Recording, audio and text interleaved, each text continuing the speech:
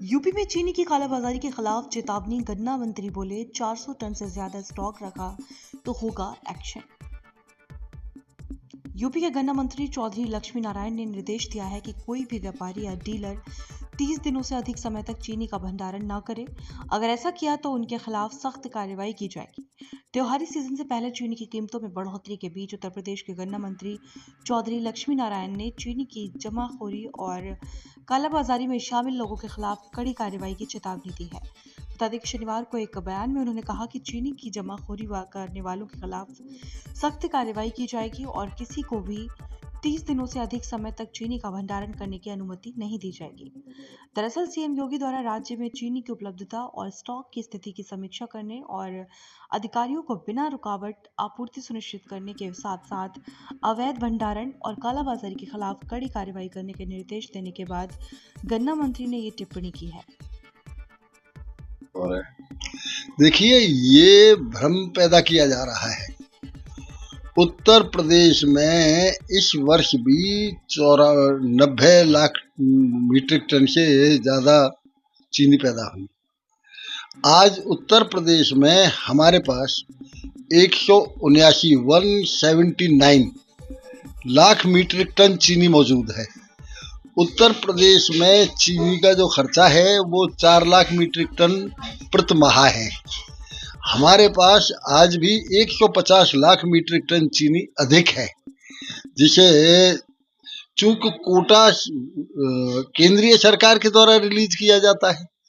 जब वो चाहे, हमने पत्र लिखा है एक, ये पूरे देश में हम चीनी सप्लाई करने को तैयार हैं, इसलिए चीनी की कोई कमी नहीं है। जब 150 लाख मीट्रिक टन सरप्लस चीनी हमारे पास मौजूद है। 15 अक्टूबर से हम नया पेराई सत्र शुरू करने जा रहे हैं, इसलिए चीनी की कोई कमी नहीं है। ये भ्रम पैदा किया जा रहा है। उत्तर प्रदेश, मैंने तो पिछली बार बैठक में ये कहा था कि उत्तर प्रदेश अकेला पूरे देश को चीनी खिला सकता है। ये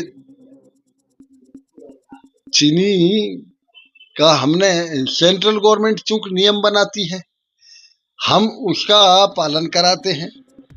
अब अभी केंद्र सरकार द्वारा, भारत सरकार के द्वारा एक जारी की गई है नियमावली, जिसमें 30 दिन से अधिक अवधि का कोई भी स्टॉक भंडारण नहीं होगा। 400 टन से अधिक का स्टॉक कोई चीनी डीलर नहीं करेगा, 400 टन से अधिक। और जो बल्क कंज्यूमर हैं वो केवल 10 मीट्रिक टन का भंडारण केवल 15 दिन करेंगे। और इसी तरह से जो मासिक कोटे वाले हैं वो केवल 7 दिन का भंडारण करेंगे। सभी जिलाधिकारियों को माननीय मुख्यमंत्री जी ने वीसी कर रहे हैं। सभी जिलाधिकारियों को ये निर्देश दे दिए गए हैं कि किसी भी कीमत पे काला बाजारी चीनी की नहीं होनी चाहिए। और ये जो एक भ्रम पैदा किया जा रहा है, ये भ्रम दूर होना चाहिए। चीनी जब इतनी मात्रा में उपलब्ध है हमारे पास, तो कहीं, हाँ, ये कुछ चीज़ों का इंटरनेशनल मार्केट से भी प्रभाव पड़ा करता है, बाकी चीनी पूरी मौजूद है। किसानों का बहुत बड़ा योगदान इसमें रहा है। चीनी की पैदावार को बढ़ाने के लिए मैं उन्हें बहुत धन्यवाद देता हूं, और उसका एक कारण भी रहा है। 2002 से लेके 2017 तक 15 साल में 1,47,000 करोड़ का पेमेंट हुआ था 15 वर्ष में किसानों का, गन्ने का। और आदरणीय मुख्यमंत्री जी के नेतृत्व में हमने 3,25,000 करोड़ का पेमेंट डायरेक्ट किसानों के खाते में 9 साल में किया है।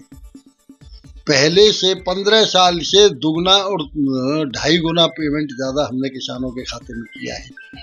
इसलिए किसानों में उत्साह है, और निश्चित रूप से अब के भी इतनी पैदावार होगी कि चीनी की कोई कमी नहीं रहेगी। फिर दाम बढ़ने की वजह क्या मानते हैं आप, किस तरीके से?